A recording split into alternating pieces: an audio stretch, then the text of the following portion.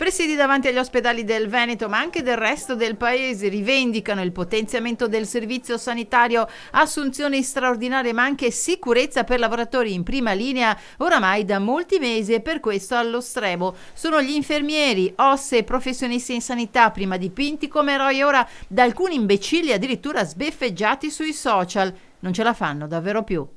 Sotto stress, sottodimensionato, facendo tantissime ore di straordinario, e stiamo ancora attendendo assunzioni ovviamente. Il governatore Zaia ne aveva annunciate qualche mese fa 3.000 assunzioni, però noi abbiamo un bando che per carità era partito prima dell'emergenza Covid, ma che prevede per Padova 2 infermieri, dopodiché scorreranno la graduatoria, però l'emergenza è grave, è forte.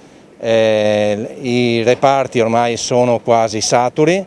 Noi chiediamo intanto anche solidarietà al personale sanitario, che deve essere supportato in tutti i sensi, anche dal punto di vista psicologico. C'è stata la prima ondata, ma non nemmeno il tempo di respirare, è arrivata questa ondata forse anche più forte per alcuni aspetti, a fronte di una fatica immane. Noi avevamo segnalato che le truppe erano stanche già per il primo step di lavoro che avevano dato. Peraltro la carenza anche di personale aumenta questo, abbiamo problemi con personale che si è anche ammalato, per cui rimane ancora più grande il buco che abbiamo sui reparti, e soprattutto si lavora anche un po' motivati anche per l'assenza di un rinnovo del contratto che ormai è scaduto.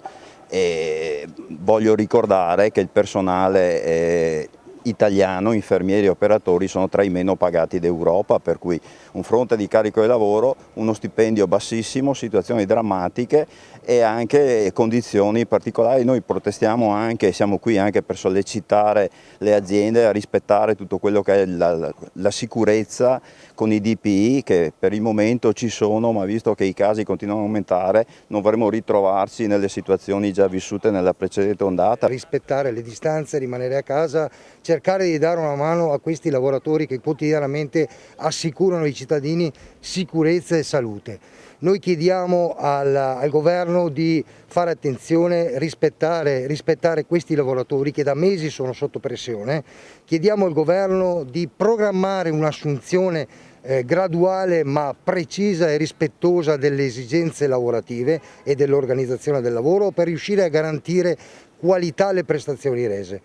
Noi chiediamo anche al governatore Zaia di incidere ulteriormente per dare ulteriori risorse, per non il solito gettone per compensare un disservizio transitorio, ma per poter in qualche modo pianificare il nostro sistema sanitario veneto ancor più efficace ed efficiente di quanto ha dimostrato di essere.